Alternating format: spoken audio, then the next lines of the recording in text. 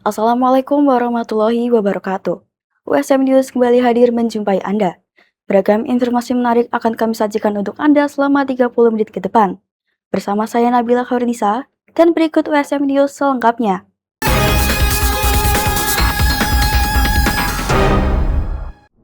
Kolaborasi antara perguruan tinggi dan pemerintah terus diperkuat untuk mendukung pembangunan daerah. Salah satunya melalui program kuliah kerja nyata Universitas Semarang yang melibatkan ratusan mahasiswa di Kecamatan Genuk, Kota Semarang. Sebanyak 380 mahasiswa Universitas Semarang resmi diterjunkan ke 13 kelurahan di Kecamatan Genuk. Selama berada di lokasi, para mahasiswa akan menjalankan berbagai program pengabdian yang disesuaikan dengan kebutuhan masing-masing wilayah. Camat Genuk menyambut baik pelaksanaan KKN tersebut.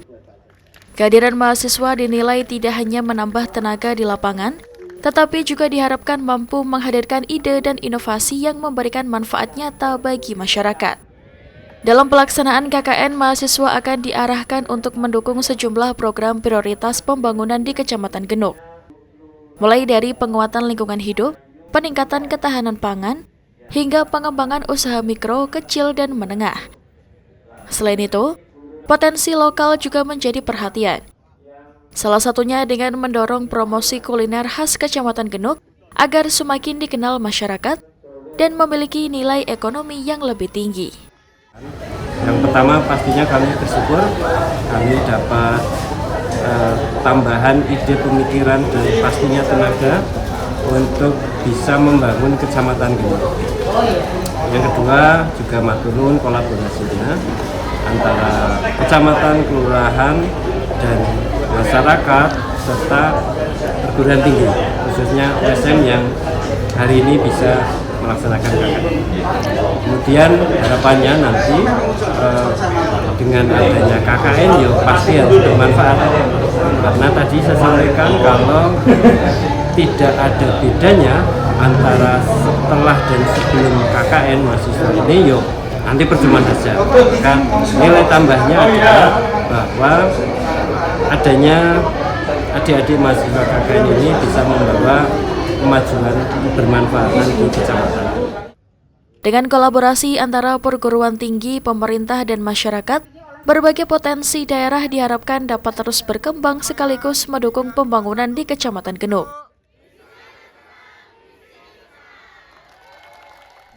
Beragam potensi desa wisata di Kota Semarang ditampilkan dalam Festival Desa Wisata Kota Semarang 2026. Melalui festival ini, pemerintah Kota Semarang mendorong pengembangan sektor pariwisata berbasis masyarakat sekaligus memperkuat ekonomi kerakyatan melalui produk unggulan daerah.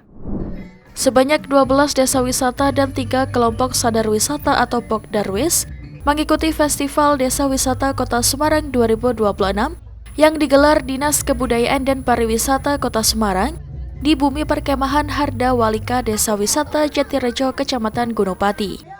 Di festival yang mengusung tema bersama membangun desa wisata dan ekonomi kerakyatan berbasis produk unggulan daerah ini, para peserta menampilkan potensi terbaiknya, mulai dari video profil dan administrasi desa wisata, stand produk unggulan, hingga atraksi seni dan budaya.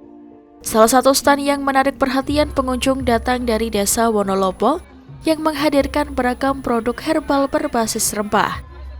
Kampung jamu yang telah menjadi identitas desa selama puluhan tahun terus diperkenalkan kepada masyarakat sebagai bagian dari pelestarian budaya sekaligus pengembangan desa wisata.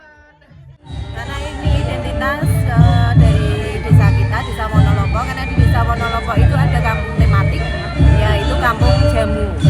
Kampung kita sudah lama menjadi kampung tematik, sudah sekitar 20 tahun. Ya, karena jamu itu aslinya bukan obat ya, jamu itu adalah minuman kesehatan yang bisa aman dikonsumsi setiap hari karena menyehatkan dibanding minuman-minuman yang lainnya. Karena berasal dari rempah-rempah alami dan pohon alami yang banyak khasiat. Minumlah jamu setiap hari karena jamu itu bukan obat, jamu itu adalah minuman kesehatan yang dapat menyehatkan kita. Dan di kampung kita, kampung jamu itu jamu sudah menjadi warisan tak benda yang masuk UNESCO. Jadi minumlah jamu setiap hari.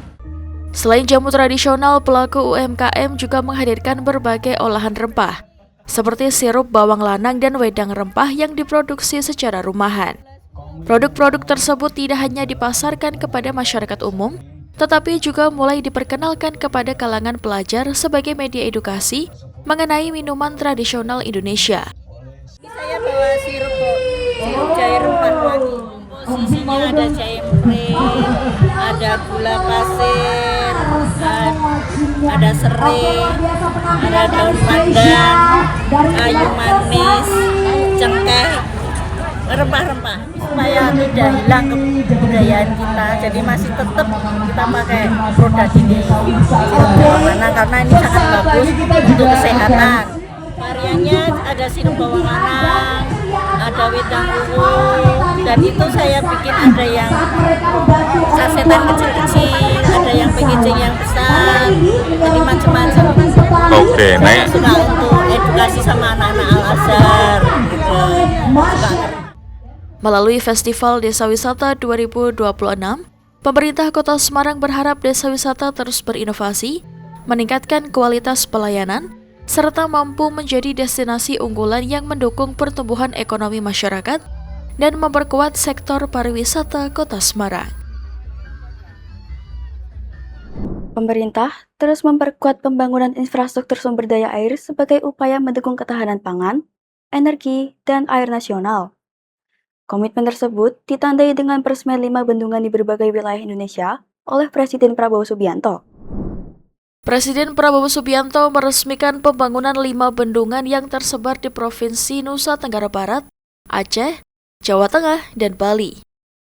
Peresmian dipusatkan di Bendungan Meninting, Kabupaten Lombok Barat, Nusa Tenggara Barat. Kelima bendungan tersebut merupakan Bendungan Meninting di Lombok Barat, Bendungan Keureto di Aceh Utara, Bendungan Rukoh di Kabupaten Pidie, Bendungan Jelantah di Kabupaten Karanganyar, serta Bendungan Sidan di Kabupaten Gianyar.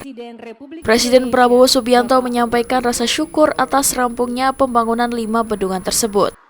Presiden juga memberikan apresiasi kepada para pemimpin terdahulu yang telah berkontribusi dalam mewujudkan proyek-proyek infrastruktur strategis tersebut. Menurut Presiden, pembangunan bendungan membutuhkan waktu, biaya, dan sumber daya yang besar, sehingga keberhasilannya merupakan hasil kerja bersama yang harus dimanfaatkan sebesar-besarnya untuk kepentingan masyarakat. Pembangunan seperti ini memerlukan waktu, memerlukan biaya, memerlukan sumber daya.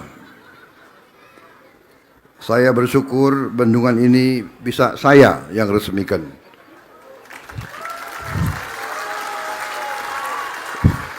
Tetapi pendahulu saya semua berjasa.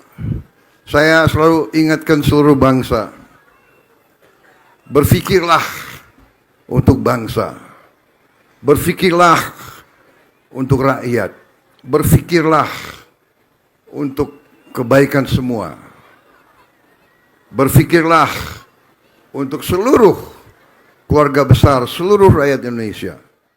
Pembangunan 5 bendungan tersebut menelan nilai kontrak sebesar 9,79 triliun rupiah dan dikerjakan secara bertahap dalam kurun waktu 2015 hingga 2025. Secara keseluruhan, bendungan-bendungan ini memiliki kapasitas tampungan yang dirancang untuk mendukung sistem irigasi seluas lebih dari 39.000 hektar, menyediakan air baku sebesar 3,6 meter kubik per detik, mengurangi resiko banjir di wilayah hilir, sekaligus mendukung penyediaan energi. Pemerintah berharap keberadaan 5 bendungan baru ini mampu meningkatkan produktivitas sektor pertanian, memperkuat ketahanan sumber daya air, mengurangi potensi banjir, serta mendorong pemerataan pembangunan di berbagai daerah di Indonesia. Bayangkara Run 2026 Grobogan diselenggarakan pada hari Minggu pagi 12 Juli 2026 berlokasi di Taman Insinyur Soekarno, Purwodadi. Acara yang diadakan dalam rangka memperingati Hari Bayangkara ke-80 ini turut dimeriahkan oleh berbagai instansi seperti perhutani, pegawai pemerintahan, dan berbagai instansi pemerintahan, serta lapisan masyarakat, berbagai anak sekolah, dan pertunjukan budaya lokal. Juara kedua ini untuk kategori 5 Dalam rangka memeriahkan Hari Bayangkara ke-80 tahun 2026, Polres Grobogan menggelar Bayangkara Fun Run 2026. Acara yang digelar di Taman Insinyur Soekarno ini diikuti ratusan peserta dari berbagai lapisan masyarakat dan dari unsur pemerintah dan swasta. Dari unsur BUMN sendiri juga ada yang mengikuti acara tersebut. Sebagai peserta kegiatan tersebut salah satunya dari unsur BUMN, Perhutani, PDAM, PUPR, dan PDAM juga mengikuti jalannya acara tersebut. Acara yang digelar pukul 6 pagi, peserta sangat antusias mengikuti acara tersebut. Kegiatannya adalah ulang tahun Bayangkara yang ke-80 dan kegiatan ini sangat memotivasi saya untuk mengikuti perlombaan olahraga yang diselenggarakan Polres Grobogan.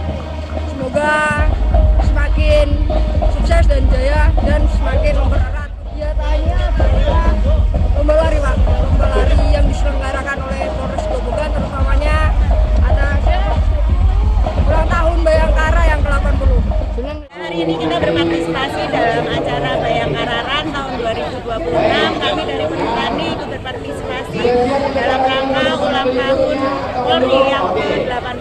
Ya, sering ini tujuannya demi kesehatan dan menyehatkan masyarakat Grobogan.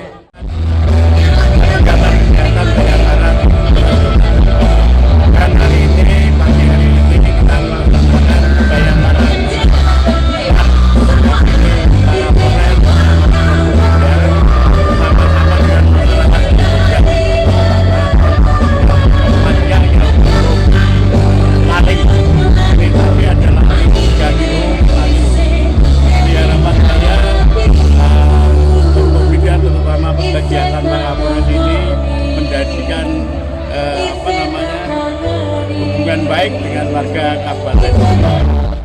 Ya, baik untuk jumlah peserta hari ini, hari pertama Bayangkara Run ke-80 di Polres Grobogan.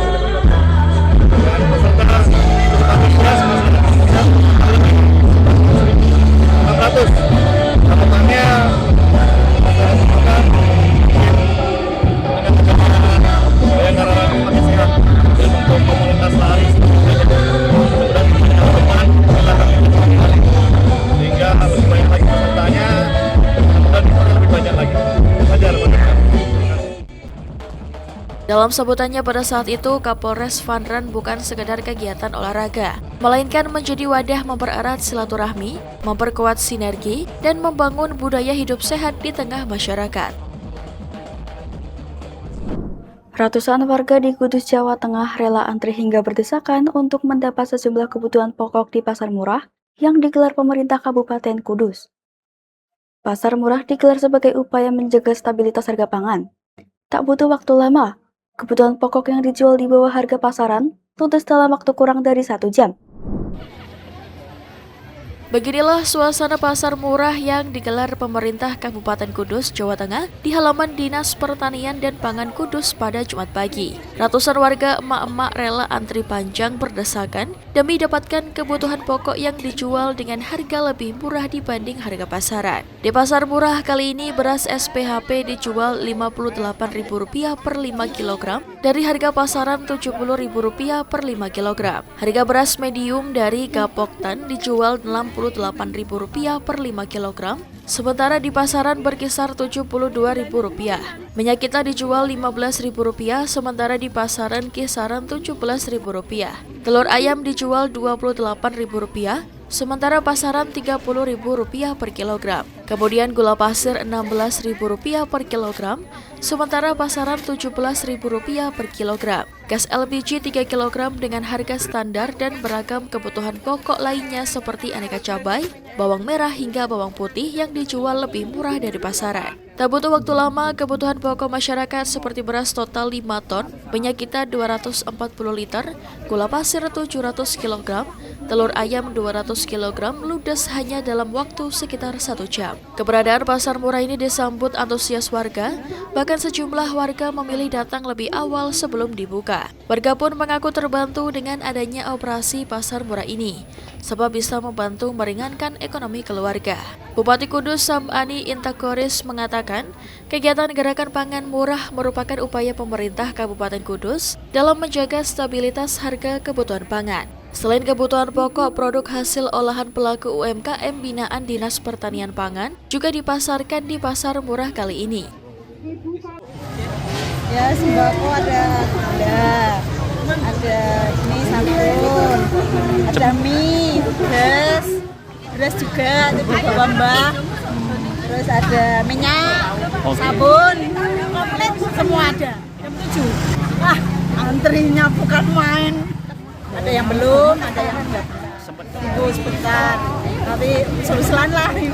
Udah biasanya kan ibu-ibu yang ekonominya terbatas kan, kasihan anak-anak juga. Kebutuhannya kan bukan sembako juga, ada menyekolahkan anak. Sering-sering lah, kasihan rakyat kecil. Ya, terutama yang paling banyak diambil adalah beras, gas, minyak goreng. Kalau yang pokok yang lain masih gula, masuk gula juga tinggi ya, tinggi.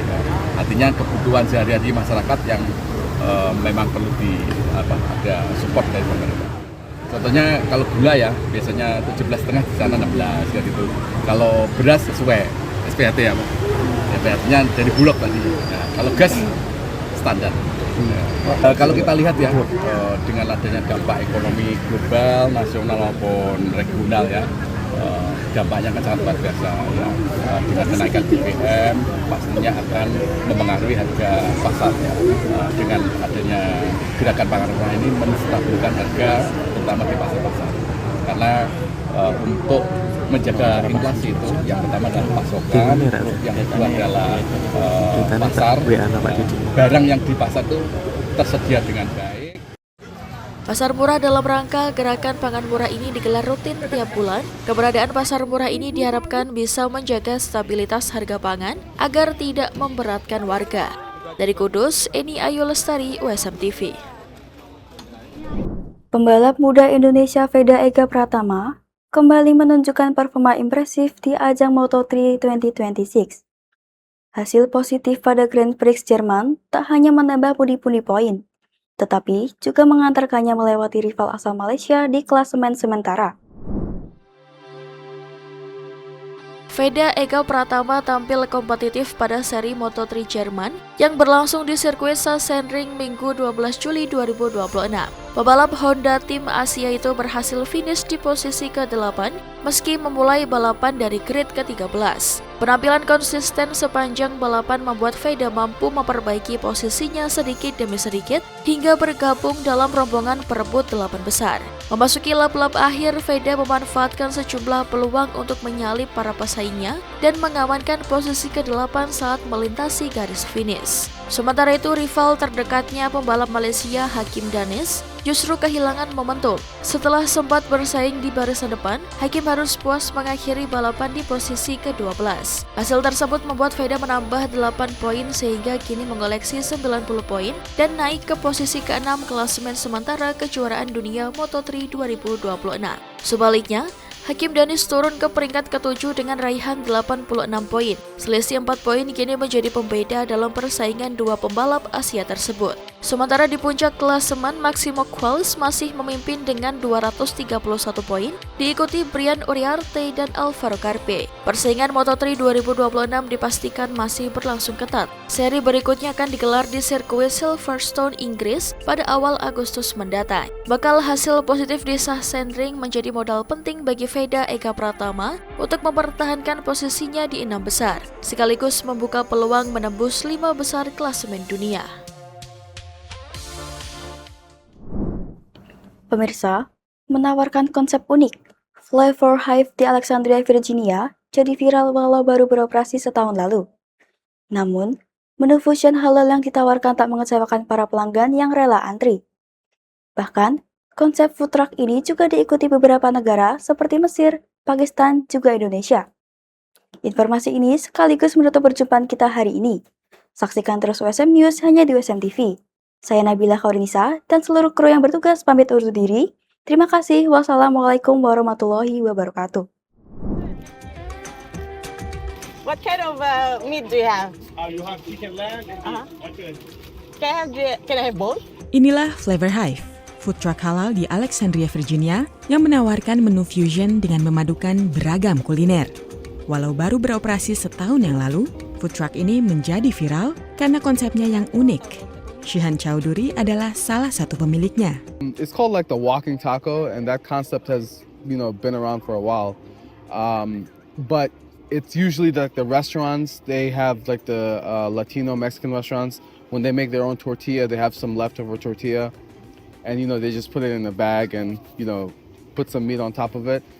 But in a food truck, number one, we don't make our own chips, and number two, we didn't want to house the chips because we don't have space in the food truck too. So then I thought, well, what if we made people bring their own bag and they get to customize how they want their meal to be? Maka lahirlah Bring Your Own Bag atau BYOB. Pembeli datang dengan membawa sekantong keripik atau chips yang lantas diisi pilihan daging, salad dan saus dengan harga yang ramah di kantong. Today I got some spicy sweet chili Doritos. I also got gyro along with all the veggies and white and green sauce. Very good. I highly recommend. Sometimes the people bring the pizza. You can bring everything. You bring the pizza, you can bring your chips, you can bring your rice. Flavor Hive pun jadi viral. Tak hanya di Amerika, tapi juga di negara-negara lain. The hype is all over Instagram, Facebook. We see a lot of videos and good reviews about it. Pembelinya tak hanya yang mencari makanan halal,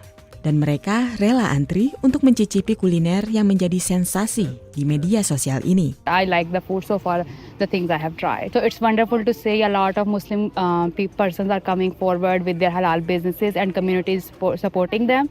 So with the help of community, I think it's wonderful we see halal businesses growing up. I love the food. I love the community.